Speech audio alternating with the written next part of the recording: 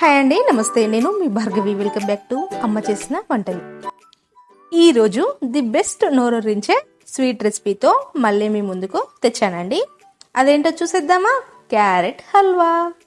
Juicy జ్యూసీగా Emmy ఎమ్మీగా భలే ఉంటుంది ఈ క్యారెట్ హల్వా. సో లేట్ చేయకుండా వీడియోని చూసేద్దాం.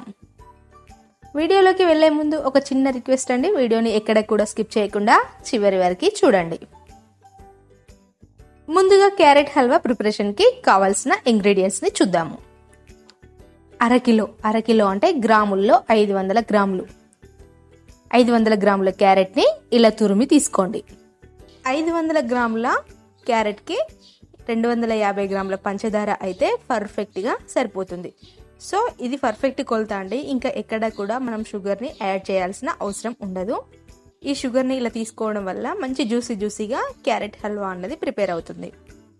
సో అలాగే డ్రై ఫ్రూట్స్ కోసం కొన్ని ఎండు ద్రాక్షల్ని తీసుకోండి, ఒక 10 నుంచి 20 మధ్యలో. అలాగే కొన్ని పుచ్చకాయ సీడ్స్ని కూడా తీసుకోండి. అలాగే ఒక 10 బాదంలని ఇలా కట్ చేసి ఉంచండి. నెక్స్ట్ 3 టేబుల్ స్పూన్ల నెయ్యిని తీసుకోండి. అలాగే 1 గ్లాస్ ప్యూర్ మిల్క్ని తీసుకోండి.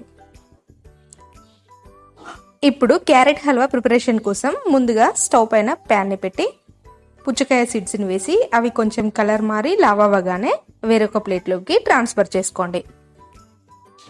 నెక్స్ట్ నెయ్యిని వేసి నెయ్యి హీట్ అవ్వగానే కట్ చేసుకున్న బాదంలను వేసి కాస్త ఫ్రై అవ్వనివ్వండి. ఇలా ఫ్రై అవ్వగానే తీసేయండి. అలాగే ఎండు ద్రాక్షల్ని కూడా వేసి వాటిని కూడా కొంచెం ఫ్రై చేసి తీసి పక్కన ఉంచుకోండి.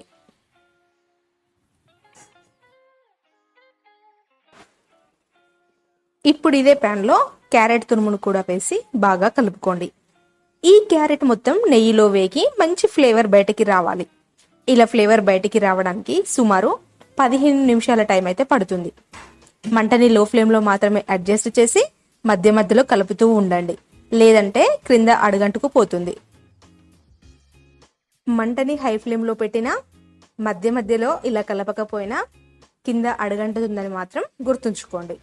ఇలా అంతా బాగా కలుపుకున్న తర్వాత క్యాప్తో కవర్ చేసుకోండి. ఇలా కవర్ చేయడం వల్ల క్యారెట్ అనేది త్వరగా మగ్గుతుంది. 15 నిమిషాల తర్వాత క్యాప్ తీసి ఒకసారి బాగా కలుపుకోండి. ఇలా కలుపుకున్న తర్వాత కొంచెం క్యారెట్ తురుముని ఇట్లా చేతి వేళ్ళ మధ్యలో తీసుకొని కాస్త నొక్కి చూడండి. బాగా కుక్ అయి ఉండాలి. కుక్ అవ్వలేదనుకోండి, ఇంకాస్త సేపు కుక్ అవ్వనివ్వండి. ఇలా మొత్తం కుక్ అయిన తర్వాత ఇప్పుడు ఇందులోకి గ్లాసుడు చిక్కటి పాలని పోసుకోండి. ఈ పాలు మొత్తాన్ని కూడా క్యారెట్ పీల్చుకోవడానికి మినిమం 20 నుంచి 25 నిమిషాల టైం అయితే పడుతుంది. సో మంటని లో ఫ్లేమ్లో పెట్టి మధ్య మధ్యలో కలుపుతూ ఈ కన్సిస్టెన్సీకి వచ్చే వరకు ఉంచండి. ఈ కన్సిస్టెన్సీకి వచ్చిన తర్వాత ఇందులోకి ఇప్పుడు షుగర్ని యాడ్ చేసుకొని మరొక 10 నిమిషాల పాటు బాగా కుక్ అవ్వనివ్వాలి.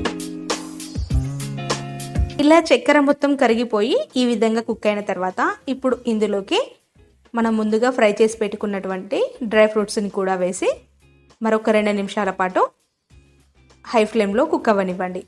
ఆ తర్వాత స్టవ్ ఆఫ్ చేసి ఒక 10 నిమిషాలు రెస్ట్ ఇవ్వండి.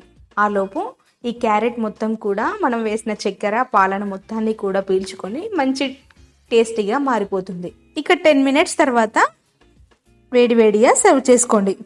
చాలా జ్యూసీగా ఎమ్మీగా చాలా టేస్టీగా ఉంటుంది. సో చూశారు కదా, చాలా సింపుల్ అండి. మీరు కూడా డెఫినెట్లీగా ఈ క్యారెట్ హల్వాని చేసి ఎలా వచ్చిందో మీ ఫీడ్బ్యాక్ని మాకు కామెంట్లో పోస్ట్ చేయండి. నచ్చితే మాత్రం లైక్ చేయండి, షేర్ చేయండి, అలాగే సబ్స్క్రైబ్ చేసి పక్కనే ఉన్న బెల్ ఐకాన్ని యాక్టివేట్ చేసుకోండి. Thank you for watching.